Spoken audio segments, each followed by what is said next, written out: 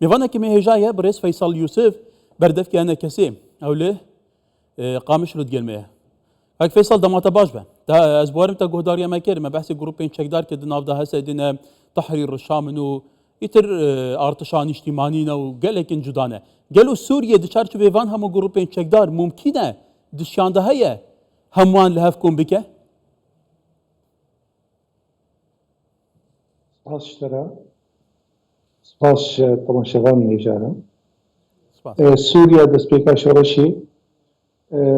خب شدان اشتيانا بون ريجيم بر بيدا مسألة لشكري وبر بيدا او مسألة لشكري حتى جو اوجي تيكشو إيرو أب جروبي جو هنا إيجو يعني بدف شورشي با وجبورة خاننا ريجيم هيجي سر عرضينا دولتا سوريا جوتي دبي تايبتمندية بستيني چاوا كاربي وقت بي لشكركي چيبكي نشتماني سوري جو خلقي سوري تمام جهة فتاة دبي بيدن نبي جيش الأسد وجيش البعث وإيدي جيشكي نشتماني سوري سرانسر جو خلقي سوري تمام ببينن جو أب لشكر وات باريزن يعني جو دولة بيوي چه ببي وبميني جارة كدي تريا جروبا هر يكي اويدي دولة سقط ميني وان بهورن او دولتا جو هيبية خلقية سوري تيدا وين نرى ويرنجي آبابي بله البته تو زانی ارتش برای سوریه جهه بویه که به 100,000 پیتادنش خواهو ارتش بویه همو انتمایدان بو بحثیانه بونه بزوری دبرنه لشکریه و حتی داویه داماندام دا فهم گروپین چکدارین جدا به ناو نشانین جدا به 100,000 و به ایدیاین جدا به بریارین سیاسیین جدا حتی به اجنداین جدا جیک البته هنه تو زانی کای فیصل که واتا چی بهتا کرن گلو و اوه همو چارچوب منظومه که دفاعی دا لسوریه بین رک خستن و اگر اوه هفنه گرن چاره سر یا پرسابا نیتا کرن و پرساش سوریه چاره سر بین ناف خدا گلو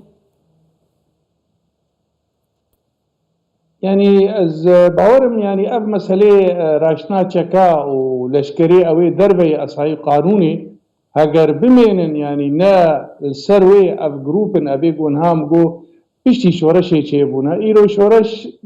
خلاص يعني ارمانجي بكار هات روخانا او ريجيمار ورش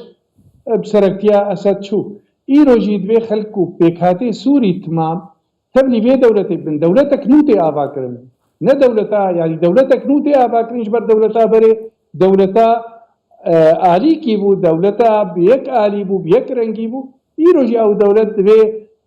برنگي كي جرنگا تشتي درباس ويل سر بسكني وبأوايا كي جو خزمتا سوريا ودولتا سوريا بي يعني بميني هر جروبا كي بسري خوا والجهة كي دستلات بي ام باورن يعني اف دولتان وقلس بي وانكار بخدمت گزاری جملت سوری ربكي وانكار بفاراسنا سوري جبكي ولی ام دی پرسین هنو که اشتبکین سبارتی روشاوای کردستان شوندا سوریه و که بردفکی انا کسی بگمان انا کسی آلیه که گرینگ سوریه کاک فیصل آلیه نف دولتی فرانسا بگیره امریکا اللي قامش له از بارم دی گلو جوین انجام دانه يعني سبارتی روشا هنو که گلو چی نو هیه يعني يا اسخازم تخزيل سربكم يعني او امريكينا اوروبينا ايغوتين اشكم دجي وحتى انها سر سكنين رولا انجومان يتبلغو انجومان يعني كارك سياسي كده هندروي سوري ده قلك جاري اشتغالي انه انجومان وكانه الدربه انجومان كاري هندرو ده الدفرن كردي سران سر انجومان كاري خوكريا ودناب اوبوزيسيوني ده ابا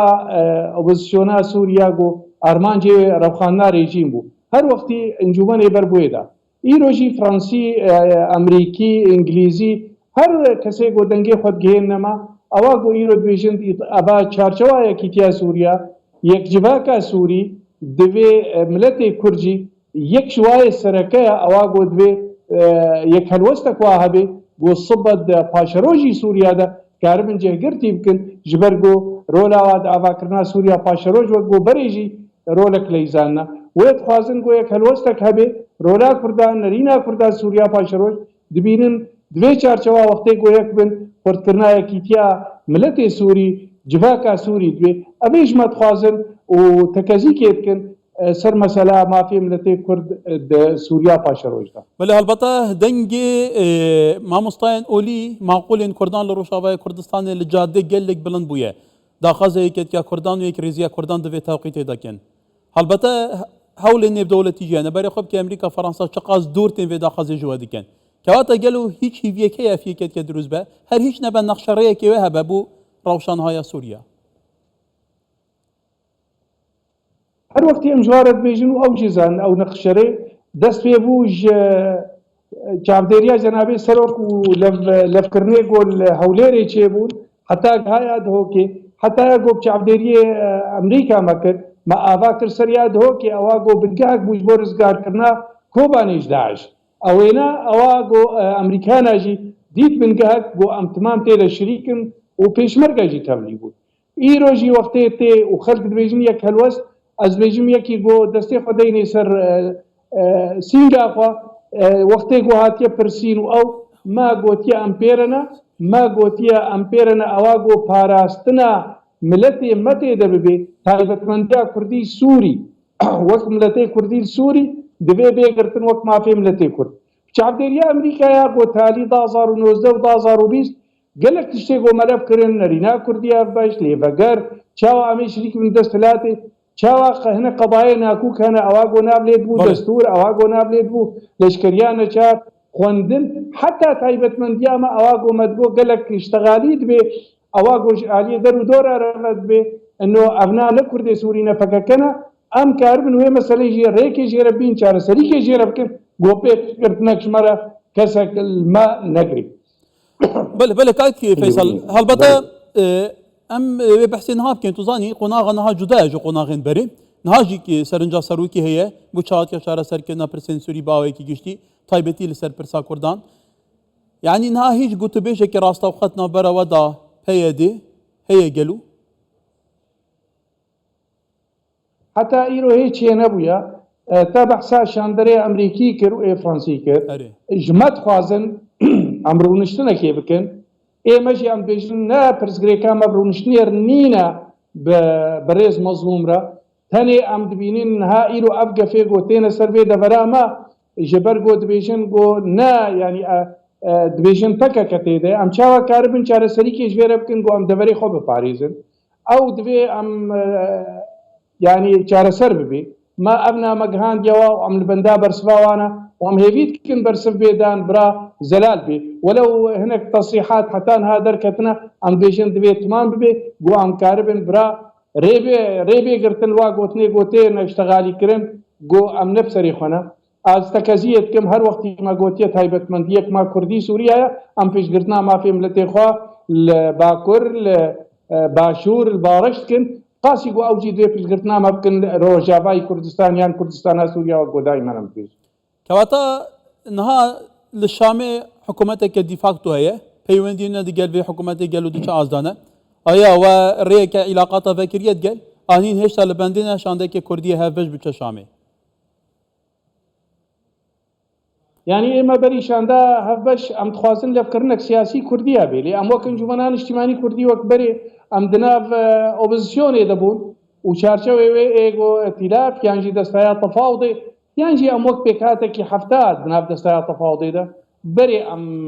هەبوونا خۆک پێکهات و نەرینێخوا ئەوێ گۆ ئیرۆ دەستلاتە شامی حتا ئیرۆ دەستلاتە ینی ئالیکیە ئالیک ئێگۆ ناو بن بعربی هەیە تەحریر الشام ما دەنگێ خوا گەهاندیە واژی و ئەم گێن پێکهاتێ سووری تمامی ئەم وەک ئەنجومەنان نیشتیمانی کوردی ئەم وەک بەشێک فەراژ ملەتەی خوا خۆ بەرپرسیار بینن ئەم ئامادەنە ملێ خۆ ملێوانە ملێ ئەم بگرن دەستێمە دەستێوا دەگۆ سووریاک برا دیموقراتی نەنابەندە سووریاک ژێ هەر نەتەوێوەی گۆتێرە عەرەب کورد سریان ئاشووری ترکومان هەر نەتەوێوێ و هەر ئۆری پاراستنا مافێ مرۆڤە ئەم کار بن دەولەتێکی ئابا بکن گۆڕێزگرتی بێ جەم دەولەتە تمامی لیۆئێن و دنیای تمامی نە ئەو دەولەتا گۆ دائیمەن ببوو بنگاک ئیشتجارەتا پنداکۆن و چاوە تیرۆریستا پشتگرتناوە بکێل بەر و دەراهانی ما دەنگێ خۆ گەهاندیەوە ئەو دەستلاتی ئەم دبینن دەوێ گوهستنێک نێزیک چێ بکێ بە ئالیە گۆ پێکهاتێ سووری سیاسی و ئێگۆ گەلک بەها قەدر بەها دانین ji bo ku ev şoreş bi ser keve û dijîtiya vê rejîmê her wextî kirin û hebsa da û zinzana û hebsa da û derd û êşa da بەڵێ توزانی ژێ ئۆپۆزیسیۆنا ئەمشێ مێژین یا بەرێژ بەرکۆ ناسووریە دراوشەکردن داوای کە تەگوتیە سەر نەمایە ئەو ئۆپۆزیسیۆن باندۆریا وێ نەبووە زێدە باندۆریا هەیئەتە تەحریر شام و گروپên çekdarî girêdayî bûne حکومeta Idlibê ke çûya Şamê bûye dîfakt حکومeta Begûhez civakê nêvdewletî teamilê gel diket û wek Kurdan jî du zawe heye pir sawe heye heta piştevaniyeke baş ya nêvdewletî hêtev xwe bihez kir ke hata divî çarçûvî de gelû hûn dixwazin Sûriyayeke çawa be sîstemê bê piştî ya qonaxa Begûhez îdarekirina Sûriyê li ser çi binema be ئێمە تەکەزیەتکن سەر مەسەلا گوهستنێک سیاسی زوو ببێ ئەوەی بۆ ئیرۆ شامی ڕاستە ئیرۆ گروپێکی چوویە لێ ئۆپۆزیسیۆنجی هەبوو ناوێ ئارمانجێ ملەتەی سووری هەر وەختی تعبیر کردیە و ئیرۆژی دمێنێ خۆ دیێوێنە ئیرۆژی ئەو دەولەتەی گۆ بەرێ پیشگرتنا ئۆپۆزیسیۆنێتکردن بەرێ پشتی ڕەوخاننا ڕێژیم جواتەک ئوردنکردن ئەوا گۆ تەکەزیکردن سەر خەباتە خەلکێ سووری تمامی و تالیژی بریارات دۆ پێنج چار وەک نەخشەرێکێ گۆ گوهستنەک سیاسی تێدەچێ بێ حکوومەتێک فەقۆ بەهێز چێ ببێ دەستورێک بێدانی هەلبژارتن چێ بێ پشتی بنگەژێرە ئێمە داخواز ئێمە وەک ملەتەی کورد ئەمۆک پێک هاتێک سەرەکە ژمار ئێمە ئەمۆک ملەتێکی سەر عەردەی خۆنە نە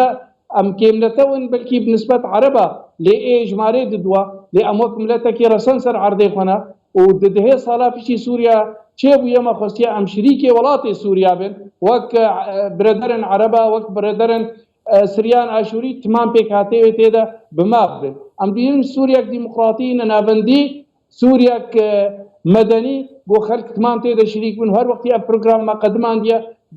کۆمیتا دەستوریدا دناب ئۆپۆزیسیۆنێدا کەسێ ناودەوڵەتی گوانبوار دەبن حتا دۆژی ما ئەڤ نامەگەهان دیێوانە ئەنۆ داخوازێم لە تێغما یا سەرەکەن هەگەون پیشگرتنەکێ بکەن پیشگرتنامە بکەن سبە سووریا پاشەڕۆژدا ji ber ku ev desthelatan heye siba wê